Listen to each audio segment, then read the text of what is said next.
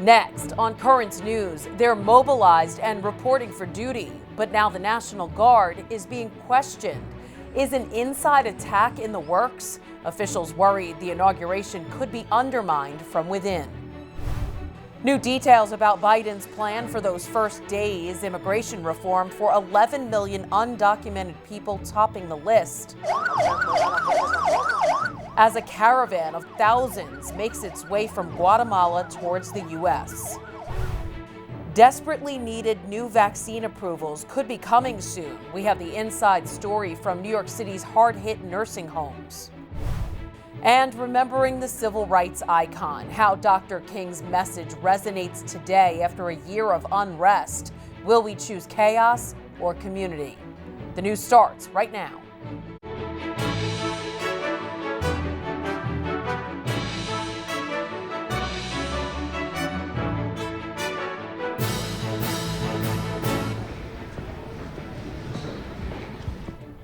While the National Guard is sleeping in the Capitol, a rare sight since the Civil War, U.S. defense officials are wide awake, saying they are worried about an attack from within. Good evening, I'm Christine PERSICHETTE. There is now concern that the very people assigned to protect Washington, D.C. during the inauguration could actually present a threat to the next U.S. president. An inside attack. An FBI effort is underway to vet all 25,000 National Guard members assigned to the nation's capital. Karen Kaifa is in Washington with the latest. More than half a century after Martin Luther King Jr. stood on the steps of the Lincoln Memorial and shared his dream for the future, barbed wire and checkpoints barricade the National Mall, while tens of thousands of National Guard troops stand watch. We are part of the layered defense to ensure that the bubble that will be around the vice president and the vice president-elect and the president-elect, so that we can have a peaceful transfer of power. But after a violent mob seized the U.S. Capitol, some worry about extremism in the ranks. To alleviate concerns, all National Guard troops deployed to D.C. have to go through additional layers of screening. The FBI is part of it, the Secret Service is part of it, and once they are certain that there's no insider threat, then that soldier, a guardsman or airman, is given a credential. The head of the D.C. National Guard says the vetting process hasn't flagged any issues with incoming troops. We want to make sure that everybody in this bubble of security that we're providing has the privilege to be there. Yet, more work needs to be done to make the United States less divided. We have to do a better job of listening to each other, understanding where the frustrations are and how we find that common ground. In Washington, Karen Kaifa, Currents News. Despite the measures and threats, President-elect Joe Biden is already making plans for his first days in office. On the top of the list, immigration reform. Biden plans to propose a broad immigration bill that could provide citizenship to an estimated 11 million undocumented immigrants living in the U.S., including DACA and TPS recipients. Under Biden's plan, immigrants could become eligible for legal permanent residence after 5 years and for U.S. citizenship after an additional 3 years, a faster path to citizenship than in previous immigration bills.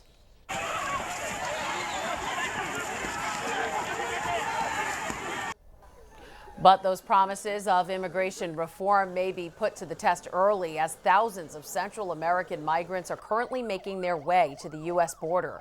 Over the weekend, about 2,000 migrants pushed past Guatemalan authorities and entered Guatemala without documentation or negative COVID tests. They could arrive at the U.S. border in weeks. Despite promising to undo the strict immigration policies of the Trump administration, Joe Biden's team said the situation at the border isn't going to transform overnight, and they need the caravan to stop its journey. Today, President-elect Joe Biden is spending Martin Luther King Jr. Day volunteering in Philadelphia. Joe Biden and his wife Jill Biden are lending a hand at Philabundance, the city's largest hunger relief organization, assembling boxes of food for those in need. In the meantime, the Presidential Inaugural Committee is partnering up with organizations across the country, encouraging Americans to participate in the National Day of Service. And still ahead in this newscast, what the Diocese of Brooklyn is doing to honor the civil rights icon. His words perhaps resonating more after a year of civil unrest, sickness, and death. Plus, a special blessing from the Vatican. That's still ahead in this newscast. Now to some good news for the war on COVID. Just as the country hits at least 24 million cases, the country's top health experts say the U.S. is weeks away from considering the approval of 2 other coronavirus vaccines, and they are desperately needed as the country hurdles towards 400,000 total deaths. Since the rollout began, the U.S. has been using vaccines produced by Pfizer and Moderna. Dr. Anthony Fauci expects the drugs made by AstraZeneca and Johnson & Johnson to get federal approval soon. In the meantime, New York's Governor Andrew Cuomo sent a letter to the head of Pfizer asking him to let the state purchase vaccines directly from the company. More than a third of all COVID-related deaths in the U.S. have been residents or staff at nursing homes and assisted living facilities. But as vaccine production ramps up, many are seeing a glimmer of hope. Currents News' Emily Drewby has more from a Catholic nursing home in Coney Island. There you go. A long-awaited shot in the arm and a shot at hope for the first time in months. Seniors given the COVID vaccine inside of St. Joachim and Ann Nursing and Rehab Center in Coney Island, bringing a sigh of relief to the Catholic Nursing Center after days and nights filled with anxiety and grief. Whether they've contracted the virus or not, everyone's been affected. In the last 3 weeks of December alone, New York State has seen over 600 nursing home deaths, continuing a tragic legacy that started in the early days of the pandemic. This state is one of the most deadly in the country, with over 8,000 nursing home deaths. And that's only the deaths that have been counted. It doesn't include nursing home residents who died in the hospital. Governor Cuomo recently delayed the release of those numbers until the end of March. People in nursing homes and seniors, this is where this virus feeds. It's where this virus started. St. Joachim and Ann wasn't immune. They did have cases. Still, 2/3 of the center remains full. You know, we've persevered. It's been difficult, but we have a wonderful staff who's done a tremendous job with infection control and maintaining quality health care. Now they think they can almost see the finish line. During this round of vaccinations, they had 200 doses to give out to just over 400 staff and residents. Very few, if any, adverse reactions. And as the process goes on, more and more people sign up, and we give them every opportunity, and we encourage them and educate them. Cell phone footage of the effort was captured for Currents News as COVID restrictions barred us from going into the facility. Visitors have also been barred, families unable to see their loved ones, standard practice as homes around the country try to keep COVID out. Now the vaccine brings hope that will change soon. And, you know, we've come up with solutions and window visits and everything, but a sense of normalcy to get the camaraderie back together, to get residents in a more of a social setting. You know, that only improves rehabilitation and health. Barry says while they don't know how long it will take for things to get back to normal, they're grateful for this first step and first round of protection. More doses should be coming soon. In Coney Island, Emily Drewby, Currents News. Turning now to an announcement no school community wants to hear. St. Agnes High School in College Point, Queens will be closing its doors. For over a century, the school has provided a Catholic education to young women. The Sisters of St. Dominic who run it, releasing this statement explaining the closure. The financial realities during the past several years have made it impossible to sustain the school. The unprecedented economic projections and ramifications of the pandemic have only complicated the previously existing difficulties. The sisters say they have a plan in place to ensure students continue their Catholic education without any disruptions. St. Agnes's administration is helping students get a seat at other Catholic high schools, and they are creating an accelerated graduation program for their current juniors. The high school's closure comes at the same time New York City's Department of Education is canceling more than 100 pre-K programs without specifying reasons. 5 of them are in the Diocese of Brooklyn's Catholic schools, and that's over 252 seats. The diocese's school office sent a letter to Mayor Bill de Blasio protesting the decision. The superintendent of Catholic schools in Brooklyn and Queens, Dr. Thomas Chadzuko, explains how the decision could pose problems. I think the major concern is that by losing the pre-K for all programs, which was a city-funded program, we now have to create our own tuition-paying programs, which means we're going to be competing with the free programs in the communities. On a positive note, given all the negativity that we're facing, we can teach religion in our pay-for programs. The diocese has received no response to its appeals and requests for a more thorough evaluation. The city's universal pre-K program, free to all parents, is considered the de Blasio administration's signature achievement. After the unrest at the Capitol, this year's March for Life has announced it will be virtual for the first time since 1974.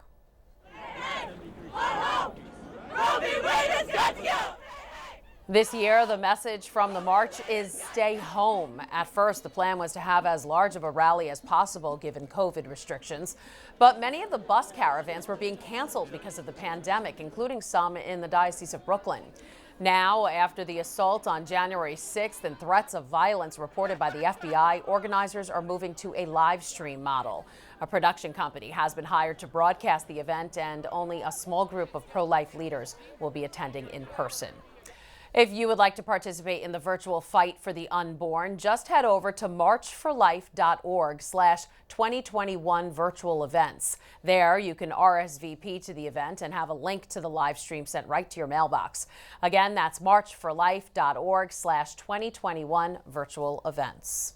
Ahead of the day's event, the U.S. Bishops' Conference is calling on all Catholics to pray a novena for life. The Diocese of Brooklyn's opening Mass will take place at the Co-Cathedral of St. Joseph's in Prospect Heights this Thursday, the 21st, and it will be broadcasted live at 7:30 following Currents News. Auxiliary Bishop James Massa will be the main celebrant. There's a lot more news headed your way. Remembering an American pastor and a civil rights icon. Why parishioners in the Diocese of Brooklyn say we could use his wisdom now more than ever. Meanwhile, the Archbishop of Washington urges us to remember all the nation's black heroes. And free speech. What do you think about big tech's move to regulate social media? A local journalism professor has a warning for us all. Now you can help us put your faith in the news. The next time you capture a newsworthy event, send us your pictures or video. It's easy. Go to netny.tv/send us, and you may see your submission on Currents News.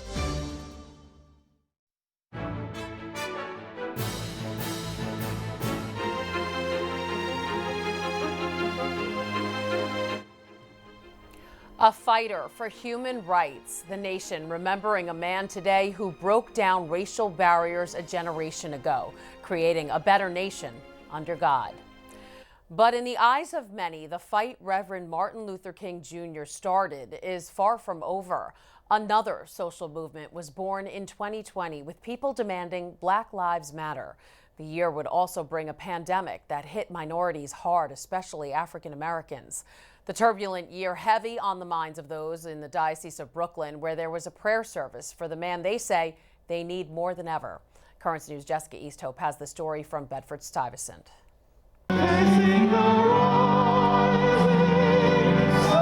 The powerful words of Lift Every Voice and Sing reverberated through the rafters of Our Lady of Victory Church in Bedford-Stuyvesant Monday.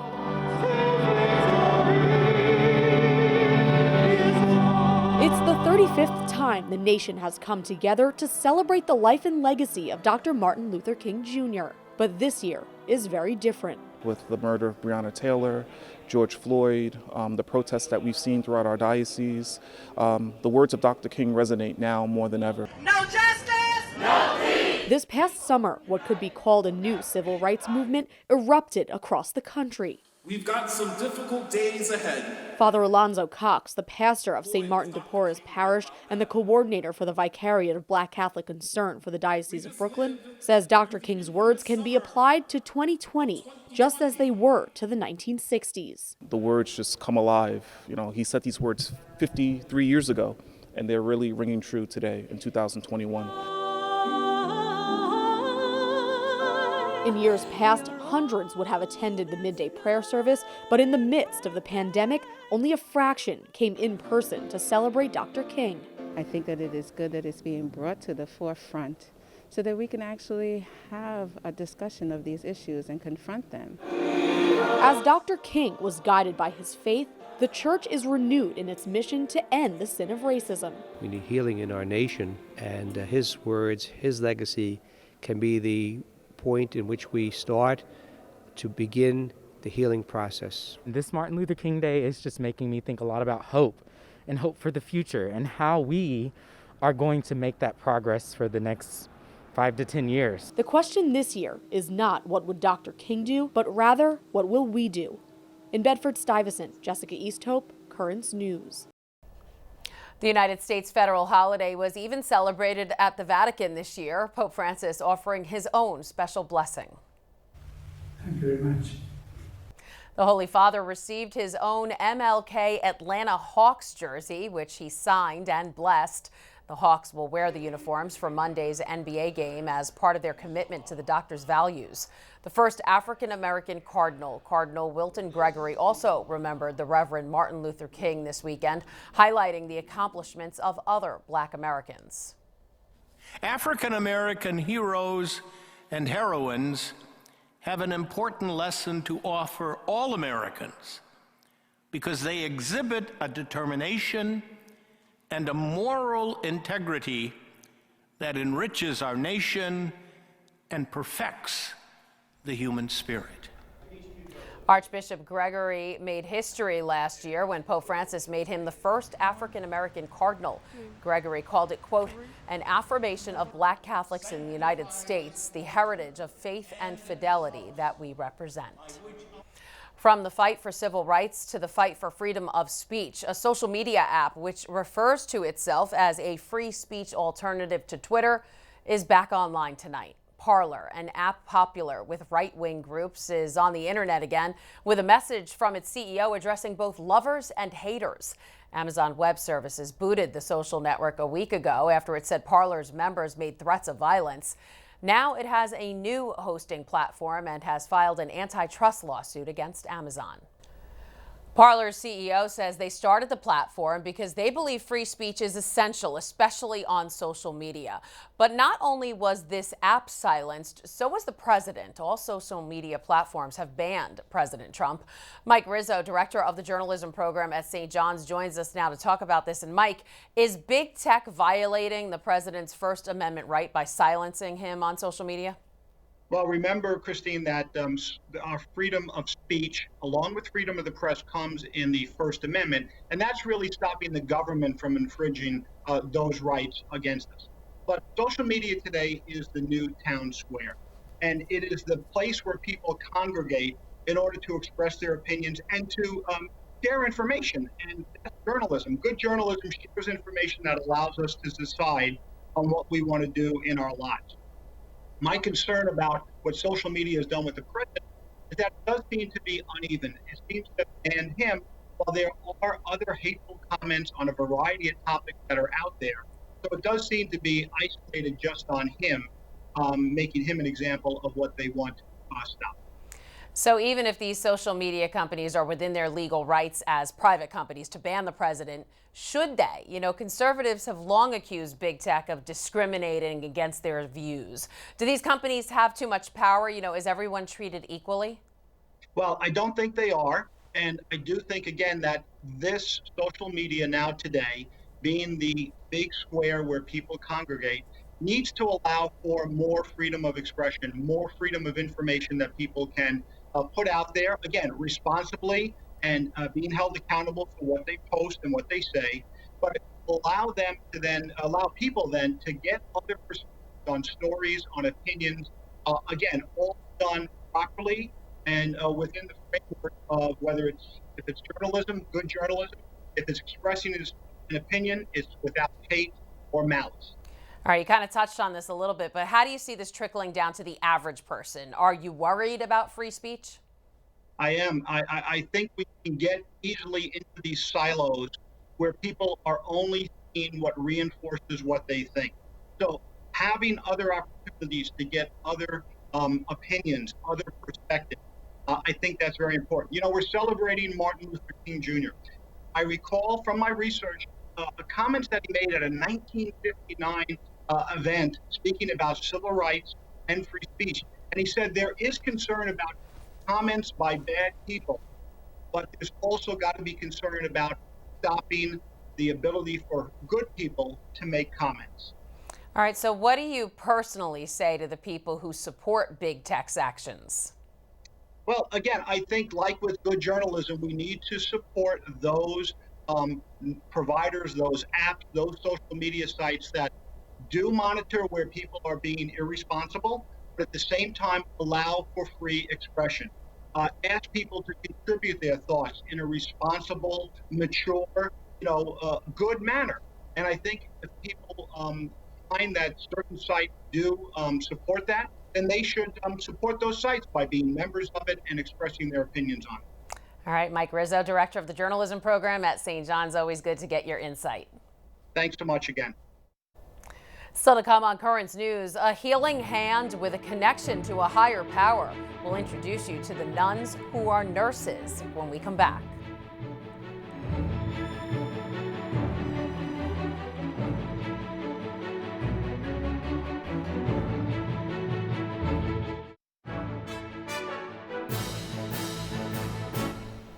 Nuns by day, nurses by night, although they do both jobs 24/7, it seems. They're the servants of Mary, ministers to the sick, founded in Spain in 1851 by Mother Maria Soledad Torres. But now, during the pandemic, their work is more important than ever. Somos religiosas enfermeras, todas estudiamos la enfermería para tener la preparación necesaria para asistir al enfermo en todo aquello que tiene necesidad.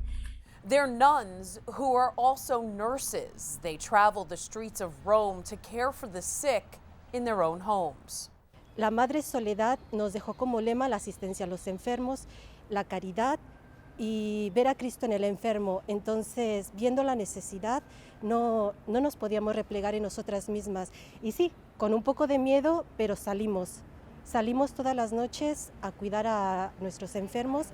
Here, they're checking in on a 92-year-old widow. Y desde hace un tiempo le estamos siguiendo con la terapia, inyecciones al pie, inyecciones porque al pie tiene la úlcera y a veces le duele bastante. From one patient's home to the next, the religious nurses bring not only physical but psychological and spiritual support. Cuando le escuchamos y tratamos de comprender sus problemas y dificultades, su serenidad es aún mayor. Entonces, muchas veces no es necesario ni decir gracias. Una sonrisa o una mirada nos hace entender que esa noche la pasará bien. ¿Ha sentito suo figlio? Sí. Ah, bene. Esta es la particularidad del carisma, que lo realizamos a domicilio, buscando que el enfermo permanezca en su habitación, con sus cosas, con lo que siempre ha tenido, con lo que conoce.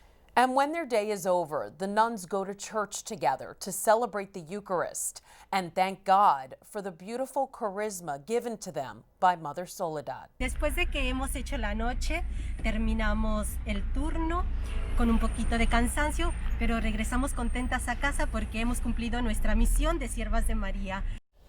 A great story. And that is Currents News. I'm Christine PERSICHETTE. Thank you for joining us because we are putting your faith in the news. Hope to see you again next time.